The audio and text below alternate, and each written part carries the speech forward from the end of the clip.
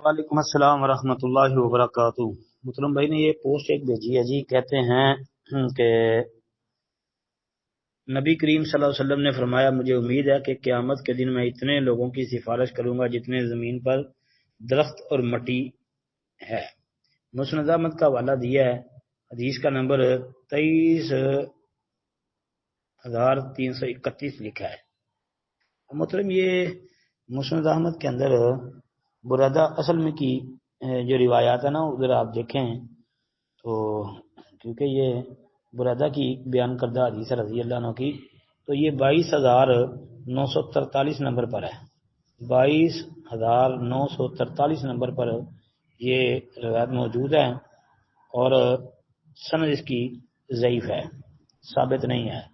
اس کی سند کے اندر جو ہے ابو اسرائیل، وہ ابو اسرائیل کون ہے؟ وہ اسماعیل بن خلیفہ العبسی۔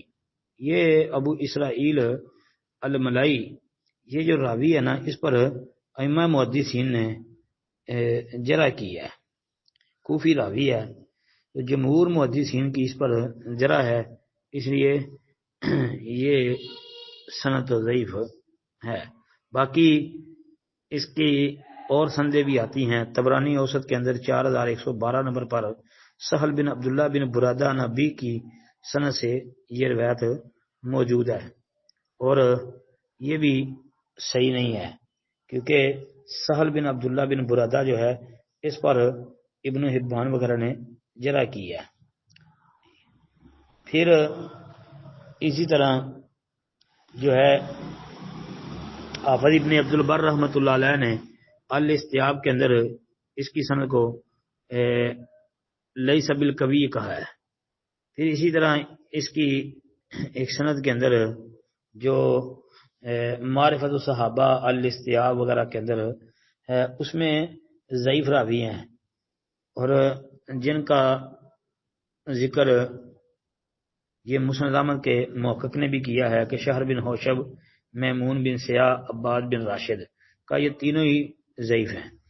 تو یہ بات یاد رکھیں کہ شہر بن حوشب جو ہے یہ جمہور محدثین کے نزدیک ثقہ صدوق حسن الحدیث راوی ہے، اگرچہ وہ کثیر الارسال تھا، بہت زیادہ مرسل کرنے والا تھا بیان، لیکن جمہور نے اس کی توثیق کی ہے۔ باقی جو ہے اس پر جرح روایت پر تو موجود ہے ہی ہے۔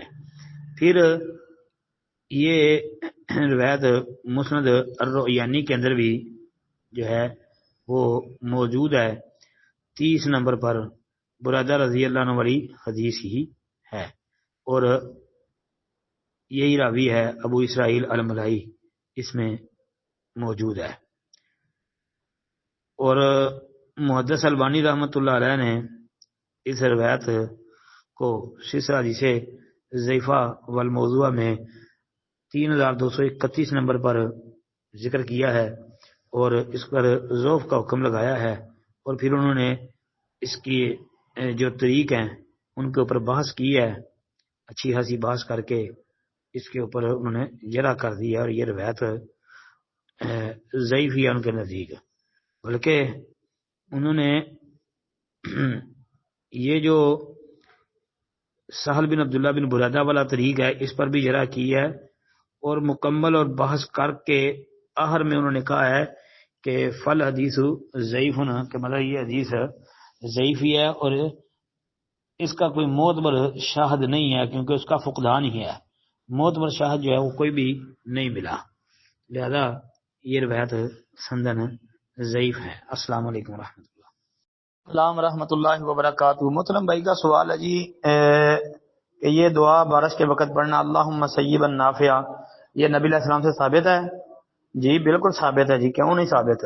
یہ صحیح بخاری کے اندر 1032 نمبر حدیث آپ دیکھ لیں، حضرت ام المومنین امی عائشہ صدیقہ رضی اللہ تعالی عنہ حدیث کی راویہ ہیں، وہ کہتی ہیں کہ ان رسول اللہ صلی اللہ علیہ وسلم کان اذا رعى المطر قال اللهم سیبا نافعا، یہ باقاعدہ لفظ ہیں کہ نبی علیہ الصلوۃ والسلام جب بارش ہوتی دیکھتے تو یہ دعا کرتے، اے اللہ نفع بخشنے والی بارش برسا۔